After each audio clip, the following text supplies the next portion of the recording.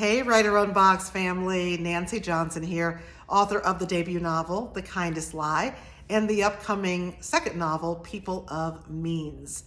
I want to talk to you today about when fiction gets real. I love doing this. I love exploring real, pivotal moments in our lives, in our history, and then looking at it from the lens of fiction and story and character. And so I want to give you some tips, just 3 tips, things that I've learned from doing it in my own novel. The first one is to rely on a sense of common humanity and experience. The first novel I want to show you that does this well, Jodi Picoult's book, Wish You Were Here. So that book is set during the pandemic, the global pandemic. She's writing about coronavirus. And I know so many people, when they heard that book was coming out, they were like, too soon. We're all just trying to live through it. We don't want to have to read about it in a novel. But let me tell you, that book had such a huge impact on me. So I thought she did such a brilliant job of taking something that we have all been experiencing. We're still living through it. But she didn't write about it in, let me just examine every detail of the science and the medicine, the death and the destruction of it.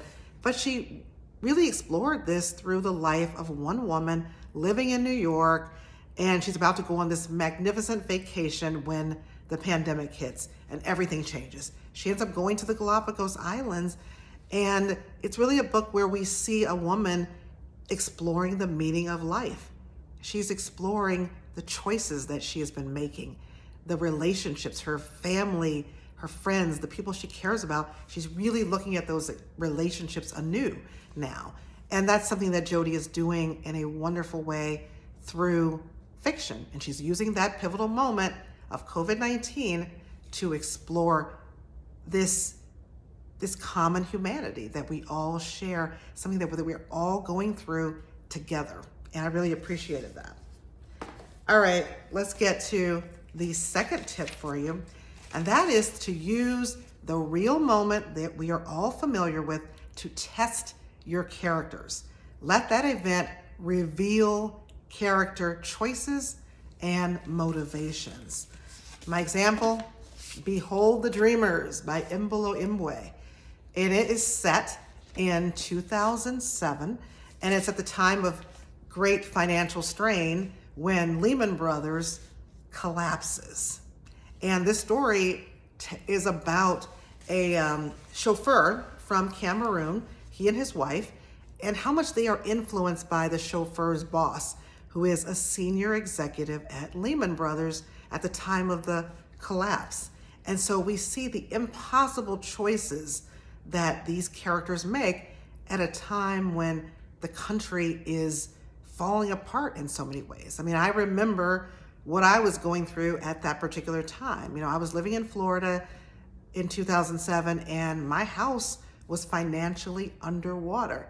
And I know how that moment of the financial collapse impacted my life, the choices I made about my job, where I was gonna work, what was I gonna do with my house, so many decisions that I had to make at that time.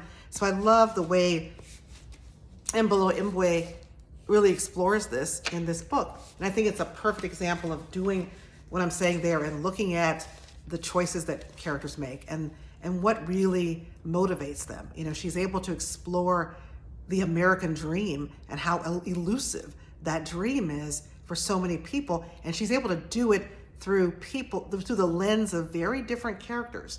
The chauffeur and his family from Cameroon, how they are impacted by this financial collapse is very different from the way the executives and their families from Lehman Brothers are impacted. And so it's really very synergistic in terms of how their experiences impact each other. Just a beautiful way to use an event in our history to tell a very universal story.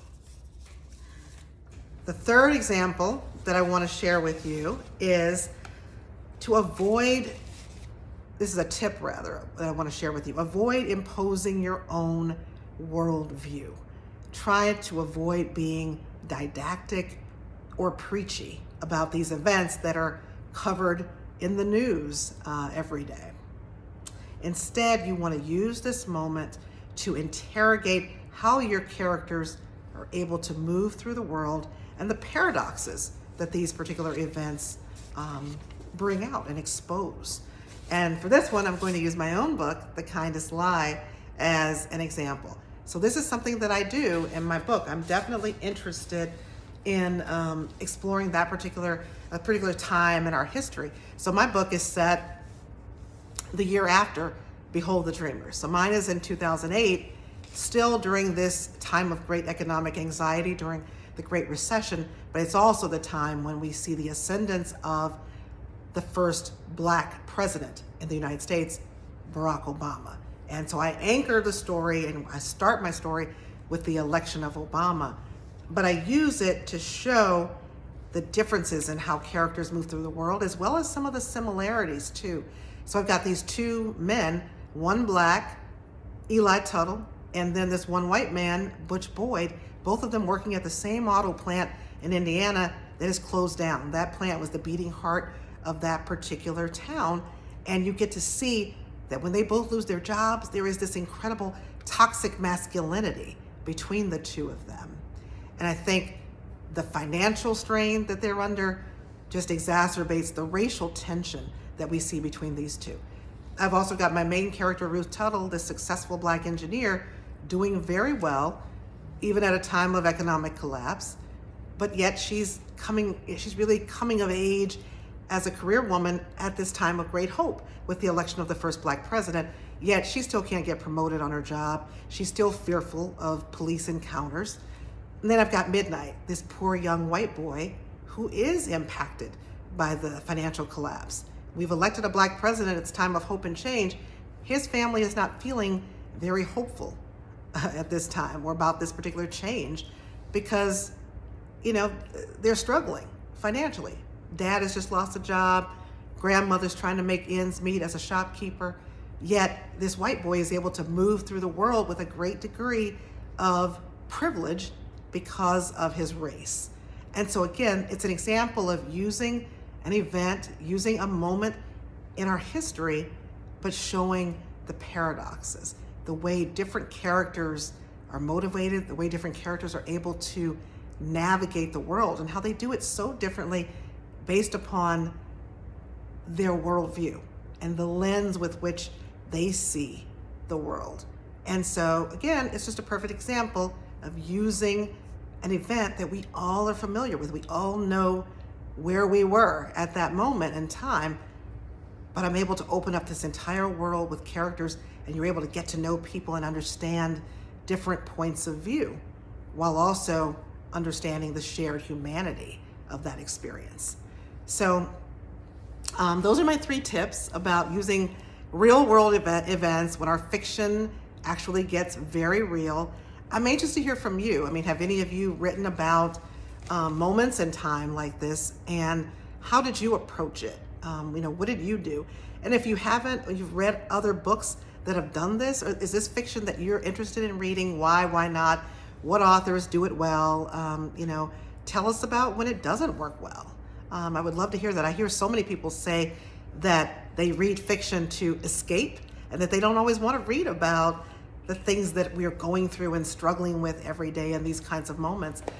For me, it's just, these are the moments that keep me up at night and that I'm always thinking about them, and I'm grappling with some of those questions. And so I want to explore those particular issues in my fiction. So, and I'm going to do it again in book 2. Book 2, I've got 2 moments in time that people will be very familiar with. One, even if you weren't born during that time like I wasn't, but 1960, during the sit-ins of the civil rights movement, I wanted to explore what would make somebody, a young person, get involved in resistance, And so to me, that's a really juicy nugget for story. And then I have 2 timelines, dual timeline. And the other timeline, I'm exploring 1992 in Chicago, but influenced by the events in LA during the acquittal of those 4 white police officers for the beating of Rodney King. And again, I'm looking at a time of resistance and protest, and a young woman who's trying to decide, how does she get involved? What is her place in history? And that just fascinates me. So anyway, I'm anxious to read your comments and to have a conversation with you about this. All right, Writer Unbox family, thank you so much. Take care.